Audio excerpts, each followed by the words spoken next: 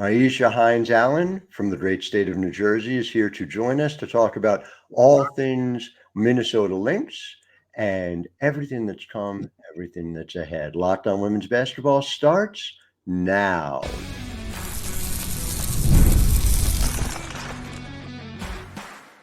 You are Locked On Women's Basketball, your daily podcast on women's basketball. Part of the Locked On Podcast Network, your team every day. And a very happy Monday to you, and welcome to Locked On Women's Basketball. I'm your host, Howard Megdal. I want to thank you for making us your first listen every day. Over 200,000 of you showed up in July alone. We are on track to break that mark in August, showing up for us the way we show up for you, 6 days a week. And of course, it is not just me. It is the incredible team across the board over at The Next. TheNextHoops.com, we have over 100 reported pieces every single month, a reporter in every single WNBA market. If you want this delivered right to your inbox, $9 a month, $72 a year, TheNextHoops.com. Sign up and read all about, among others, Myisha Hines-Allen, the great Montclair, New Jersey native, a huge deal at the trade deadline, sending the WNBA champion to the Minnesota Lynx, who look poised to do some championship winning of their own. Myisha, it's great to see you always. It's been my honor to cover you dating back to your collegiate years at Louisville. And I just want to start by taking us through the human side here in segment one. Players get traded, and there's obviously a lot of conversation from the basketball side of it. But just for you, someone who's made DC your home, a place that you will have a legacy for as long as people are talking about basketball. Just take me through what that kind of 24 hours was like leading up to the deal and right after. Yeah, I mean, so I went through the shoot around, thinking like everything is good because the day before, like one of the reporters was like just asking questions about like being traded and this and that, and I was just like I don't pay any mind to that because there was speculation going around with trades of me going to other teams or this and that. So like I was like, I'm not paying any mind to it. So then come around the next day, we go through the shoot around. I'm like, all right, cool. And then after shoot around, like Eric and Coach T pulled me aside and told me that I was being traded to Minnesota. And I mean, honestly, it was like a world of emotions. Of course, I was sad to be leaving my home, somewhere I considered home, made home, and like my teammates who they built that relationship with, even like the new ones. I mean, I talk about A lot, but like Steph, for example, who I just got to meet this year and just be teammates with her. So like it was sad in that aspect, but so at the same time, like I was happy because it was Minnesota. I mean, like I don't want to say like out of all the teams, but I was like, it's just God's timing for real, because I remember my senior year in college, I did an interview with Minnesota, and I was like, oh, like I like it here. And then free agency rolls around a few years ago, and I was like, I really like it here. So I was like ready to come here and everything a couple of years ago. So just to be able to actually finally put on this jersey and be a part of this culture, it's amazing. So I just think it's God's timing. It's like how it all happened and how it came through. Just like, happy to be here. And teammates are awesome. Coaching staff is great. Everything is good right now. And, I just still can't believe I'm here. Like, every time I think about it, like I'm smiling. Like, it's crazy. It's great to see you so happy. And again, it reiterates a couple of things, right? Number one, the Minnesota Lynx are incredibly selective, not just about the players they bring in, but the people that they bring in. And so, in terms of that fit, I'm really excited to dive deeper into it in segment two. Even just the logistics of it, though, I don't feel like people have an understanding. Like like with Ace, right? Like, what are you doing in like real time? You're getting traded. You know, you got to get to Minnesota. Like, how Yeah. do you make arrangements like that? Yeah. I'm sorry. Ace is your dog for our Yeah. listeners who may not Yeah. know. Sorry, I go got ahead. him. Yeah. Got him on the chain here too. So that was that was actually kind of funny because I was like, I knew that they had a back to back at home. So Right. Claire had called me the same day, right, and was like, "Well, do you want to come to Vegas and just like I didn't know I was even gonna play the first game, honestly. Mm-hmm. Um, so like she was like, "Do you want to come to Vegas or do you want to just wait, to get to do the back to back?" So like that would have been easier with Ace, of course. But I was like, no, like let's get this started. Like I'm on the flight. So Ace stayed back in DC, but he's here now. So when we came back on Thursday, yeah, Mm-hmm. he's here now with me, so I'm whole with him now. So that, Must feel like home now that Ace is there, I'm yeah, sure. for sure. And just from a basketball perspective, even all right. So like you make that fly, you make that quick turnaround. Mhm. They're totally different systems. So like, what is that like? What's that like in the huddle? What is that like? Is it speaking a different language or is it just like a slight change? Like take me through that. Okay, so some of the plays are similar to what DC runs, so that's a lot easier. Mm-hmm. Um, but hearing like Cheryl coach or even my teammates talk to me, like I'm not used to hearing their voices. Like Mm-hmm. they're normally on the opposing side, so I'm not really paying any mind to them. I remember the first game, it was like it was like the slightest thing. It was like foul on 22. I have not been 22 since high school. So I was just like, I have a foul.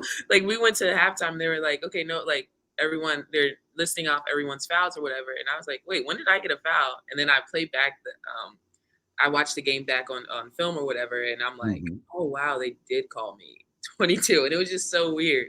And then like signing autographs, still putting number two. So like that's kind of like trippy to me right now too. Sure. But I think it's mostly just like tuning in their voice, getting familiar with their voices. I think that's the biggest thing for me right now. The play calls, if all else fails, either go set a ball screen or go to the corner and get out the way. Actually, like Mm-hmm. it's no Mm-hmm. in between. It's and that's something like that I've learned like over the time of playing basketball. It's like just either get out of the way or do what you do best, which is set a good screen, roll it, and then everything else will take care of itself. And it's funny you mentioned the number, but take me through the decision to go back to 22 and whether a lot of times there are deals made to be able to get numbers that people already have. How did that come about? So when Claire asked me like what number, like I already knew T had number two. Right. Uh, so that like I'm not even thinking about like switching numbers with her. So I was just like, all right, let me just go back to 22 because those are the only two numbers that I've ever played with. So Hmm. I just went back with the same number that I'm used to. You spent dating back to 2018 in Washington, D.C. You won a WNBA championship. You have been through multiple evolutions as a player. You have overcome, and I know we've talked about it we've had you on the program before, but the injuries that you overcame there. Is there a moment that stands out kind of first when you think back to your tenure with the Mystics, which again, like I said, among the leaders in virtually every single category because of the multifaceted game you have in Mystics franchise history? I think the probably the thing that stands out most is just the relationships that I built with everyone that I've played with. Whether it was 1 year, 7 years, like it didn't matter.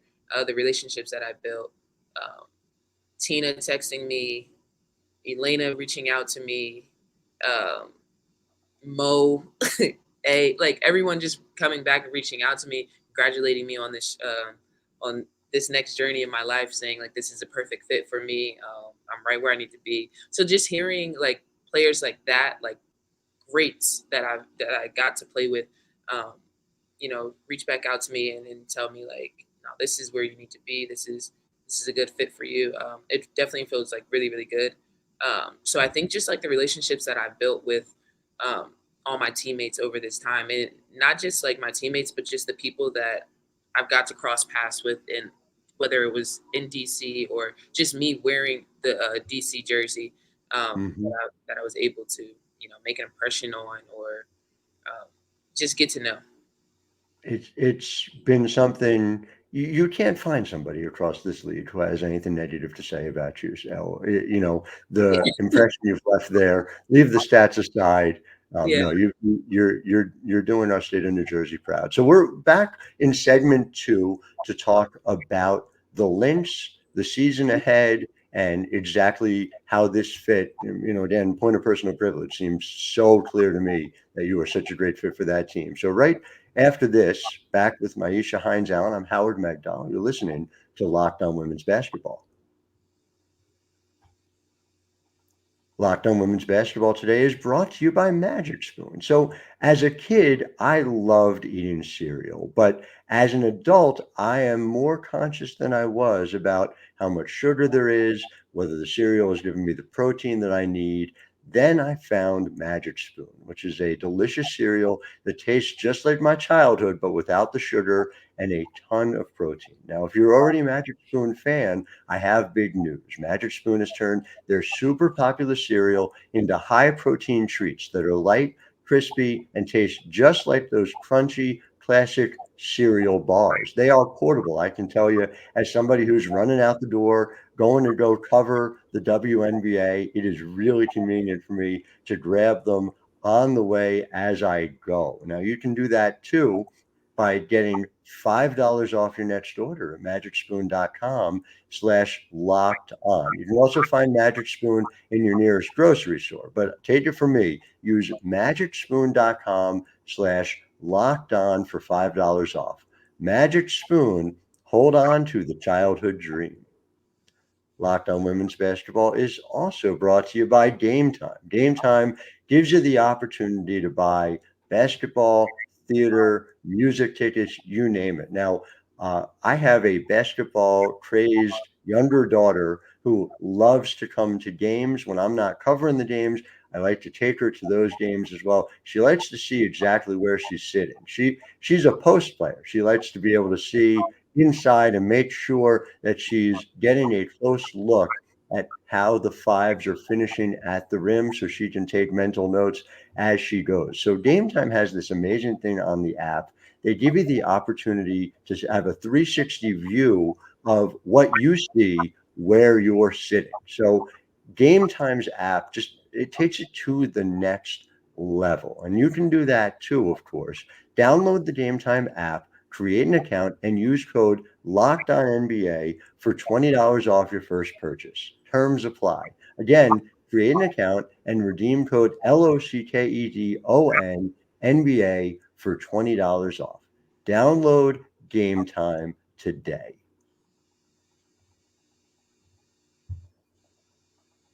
Back here with Myisha Hines-Allen and this is takes some getting used to for me too, the Minnesota Lynx, and talking about, it's not a surprise to me that the Lynx are 3-0 since you got there. The fit has been obvious, and if you'll forgive me getting a little nerdy on it, the most obvious reason for me is that you have been an elite passing big and it's so hard to categorize your game, right? Like, you finish inside, you're capable of shooting the ball from the perimeter, you are capable of defending essentially anyone 2 through 5 on a regular basis.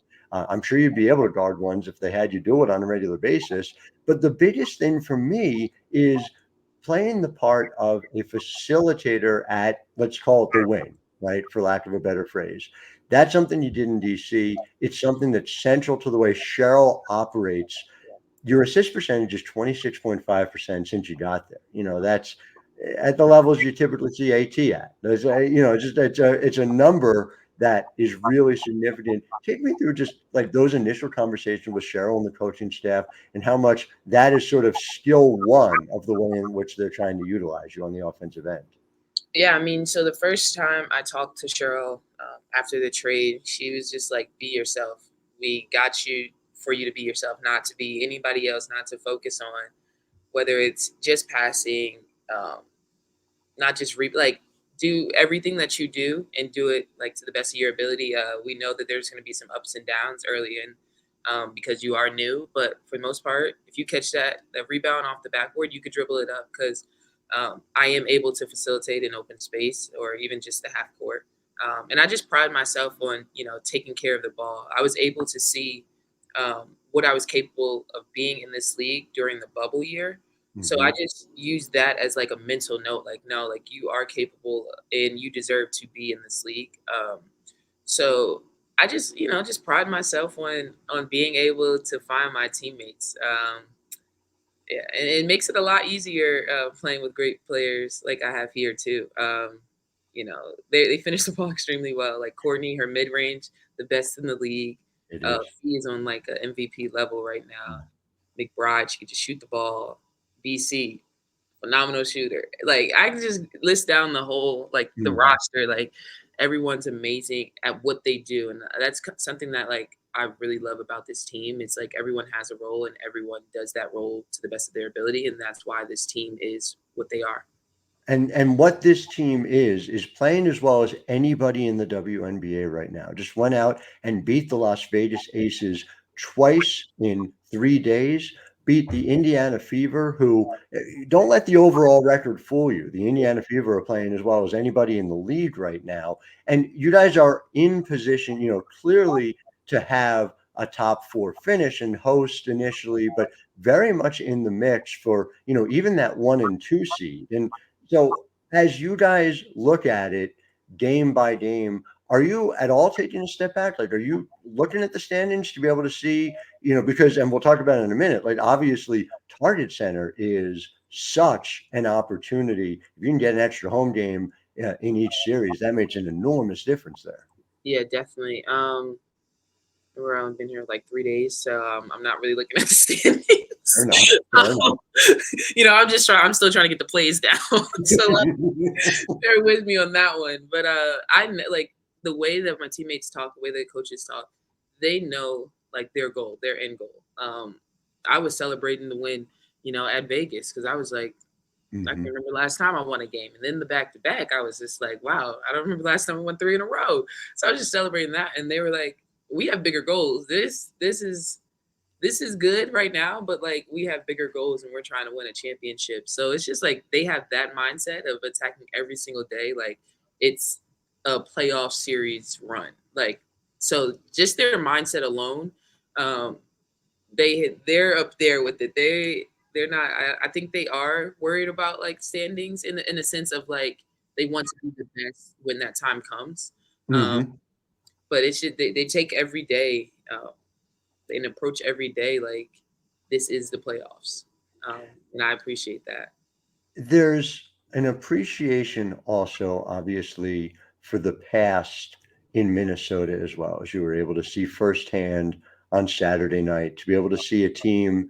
And I'm largely in denial about it because I remember covering all 5 of those players as active players like it was yesterday. And somehow that they're all retired and numbers in the rafters kind of blows my mind a little bit. But that said, listen, I remember like it was yesterday, the day you were drafted. So I'm not, it blows my mind on all of it. But to be there firsthand, to see what winning brings in Minnesota, appreciation from the franchise, from the fans, just kind of take me through what your thinking was about that. Because you're going to have some decisions to make coming up pretty soon too. And, that's a little bit in the offing, but just like what that felt like to see that as a player.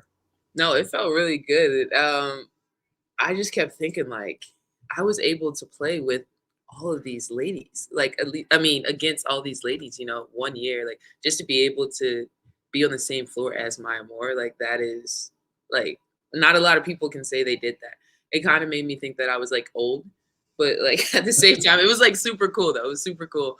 And, I got the jersey signed by her and like I think arguably the best starting 5 ever in the W. So I was able to get them to sign the jersey too. But just you could tell like the energy in the locker room when they all walked in. It was like, oh, like they know who these players are in a sense. Like you have returners or future Hall of Famers come back to teams, and it's kind of like, hi, I'm no, like everyone knew who everyone was, and it was just like that energy. Like I don't know, it's just like a winning culture energy that was in that locker room.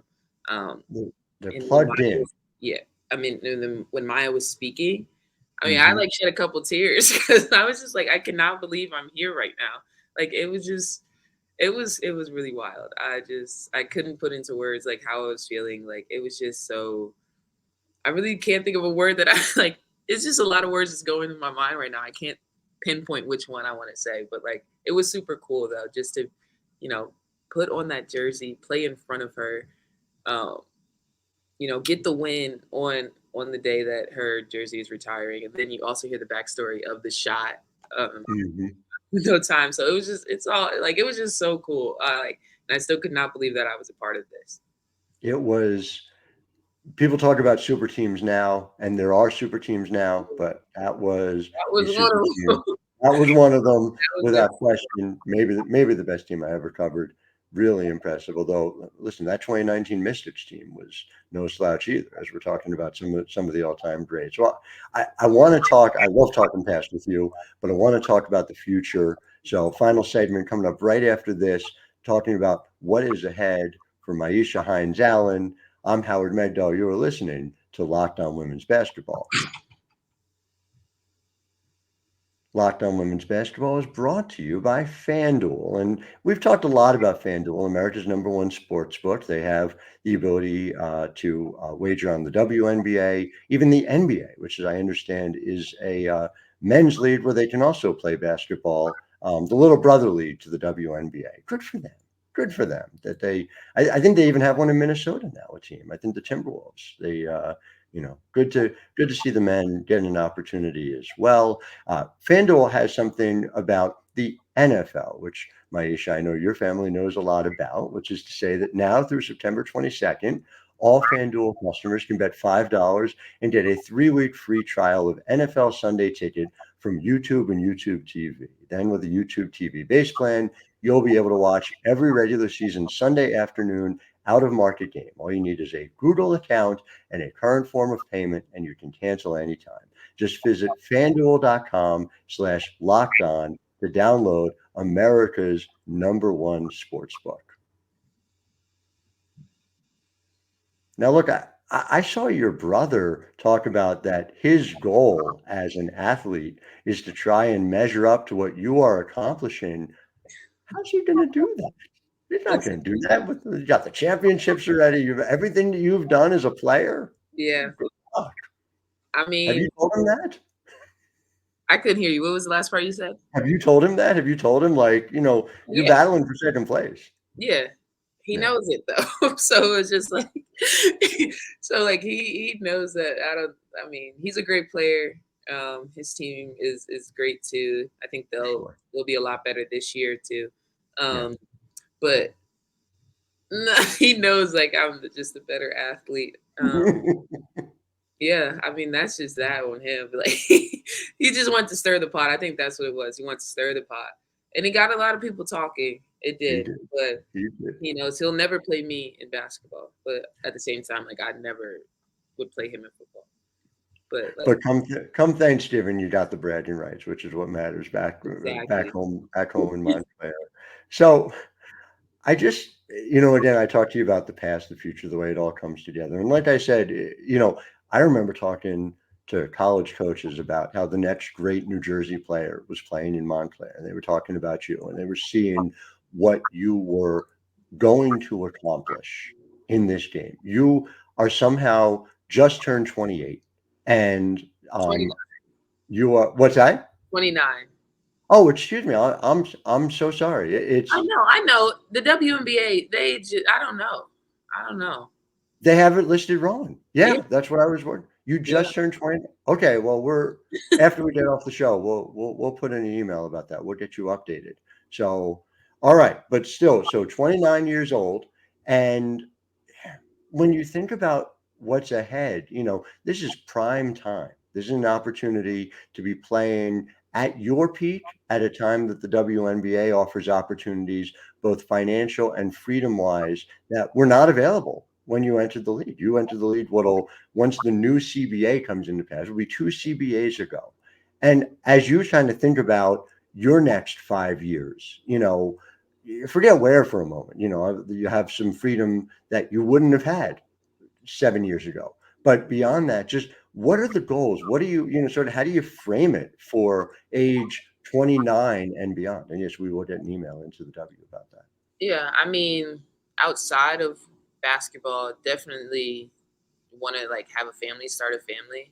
That's something that's on my mind right now. So with the new CBA, hopefully they help with that in a better way. I don't want to, but like just a better way. So that's just something like on my mind for the future that I'm, wanting to start, like that I want to start to do. Yeah, and not go overseas. That's another thing. I was signed with China, so I'm gonna play in China this off season. But I was really debating if I wanted to go, just because like just getting a little older. I've seen the world, but I have not seen China yet. So I'm excited to come to this to go to the country and just play. And China's got the shorter season footprint. Did that play a part too? Exactly, and that was the reason that I was like, okay, I can do this because. Like the 7, 8, I can't do those anymore. I told my agent, and I was like, yeah, no. And then he came with the China offer, and I was just like, this is perfect because it's a shorter season. I played in South Korea a couple years ago, and then after that season, I had a phenomenal season in the bubble. So I'm like equating this to see what I can do next year too. So yeah, I'm excited for the opportunity to play in China. But years to come, I don't think I want to go back overseas. Understood. Well, and again, why would you when you could spend the off season in beautiful New Jersey? So I get it. I understand it.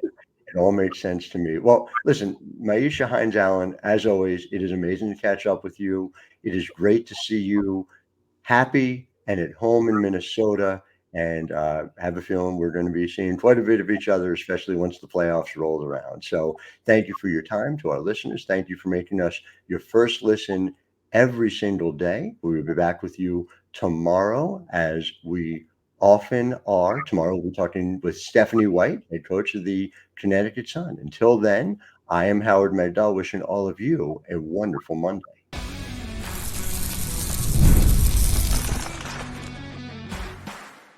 You are Locked On Women's Basketball, your daily podcast on women's basketball. Part of the Locked On Podcast Network, your team every day.